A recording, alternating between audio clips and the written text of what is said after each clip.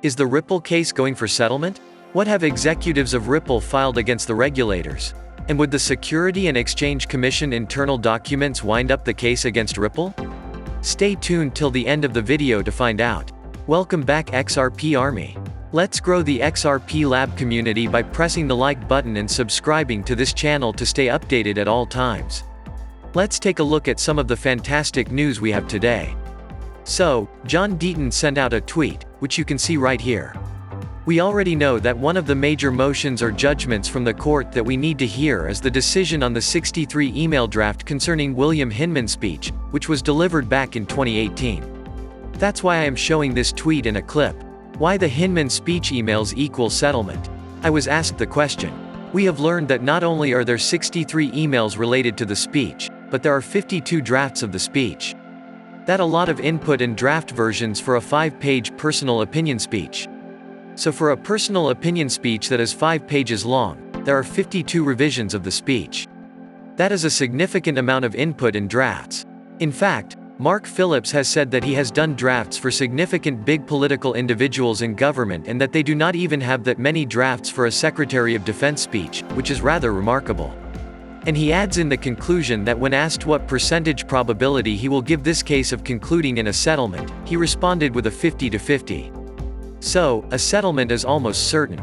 He went on to suggest that if the court finds that the emails are admissible and that they would be considered in this case, then he believes that a settlement may be reached in 60 to 90 days from that point, if not sooner than that. What do you think? Will settlement happen? If yes, then when? This is an extract from The Wrath of Conman, and we are about to jump into high gear and undergo a full paradigm shift. And Ripple and XRP are right in the thick of things. This sustainability report by Ripple partner Alibank, dated 2020 but only recently uploaded, notes the use and progress of Ripple and XRP. Note they distinguish between Ripple and XRP use here. They also report positive results.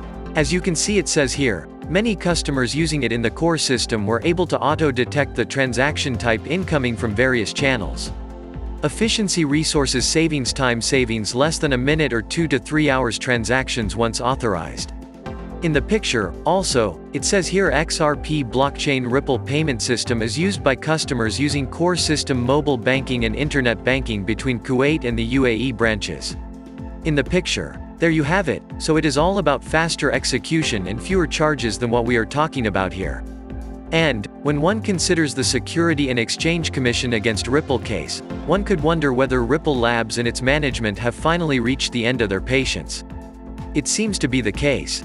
Particularly notable is that the defendants have maintained their adamant opposition to plaintiff Chris Larsen and Brad Garlinghouse, two of the individual defendants in the Security and Exchange Commission Met's supplemental expert report, have submitted a letter in support of their petition to strike the Met supplemental expert report.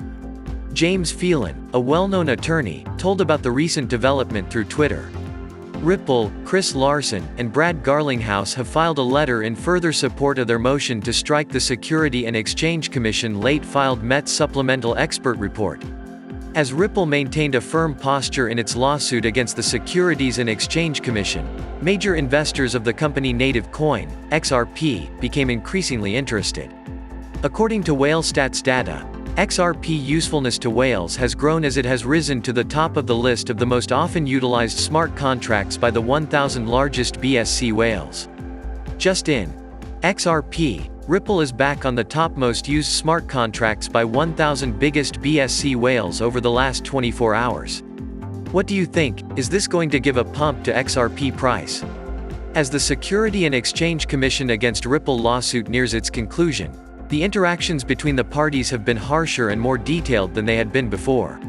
Recent comments by Ripple counsel have prompted legal experts who are following the case to infer that the Security and Exchange Commission internal papers, which Judge Net Byrne has ordered to be provided, contain something potentially damaging to the agency.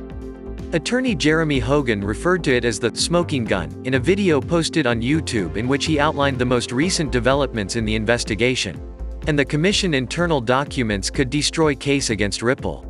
Attorney Hogan believes that the Security and Exchange Commission legal positions on this are quite abnormal, especially in light of the fact that the Security and Exchange Commission has gone to extraordinary lengths to avoid turning them over, including asking Judge Net Byrne to reconsider her order and indicating that they intend to appeal Judge Net Byrne ruling to Judge Torres if she does not change her mind. In a previous video, he shared his suspicions that something was off. There must be something really bad for the regulators. Something that really just destroys the regulators' case. It must be really bad to justify the legal gymnastics the Commission has been playing on this issue. Precisely on the money, Hogan now says of his hunch, which may turn out to be correct in the sense that the Security and Exchange Commission previously examined XRP and determined that it was not a financial instrument. In the latest effort by the Commission to keep its own records out of the litigation, the Security and Exchange Commission seized a portion of the judgment and used it to its advantage. In order for the individual defendants to be found guilty, they must have knowledge of wrongdoing, and applied it to argue the internal documents related to the Hinman speech are not relevant. The Security and Exchange Commission stated in the motion, in light of Judge Torres' order, it is clear that the Commission internal documents, reflecting its staff thinking about XRP, Bitcoin, Ether, or any other digital asset, have no relevance. Ripple, in its turn, made quite the reveal, that Hinman potentially analyzed XRP and concluded it was not a security. The Security and Exchange Commission should not be permitted to argue to the fact finder that Mr. Garlinghouse and Mr. Larson were reckless not to recognize that XRP purchasers saw XRP as an investment in a common enterprise while concealing potentially that the Security and Exchange Commission-owned Director of Corporation Finance had analyzed a substantially similar asset, and maybe even XRP itself, and concluded that it was not.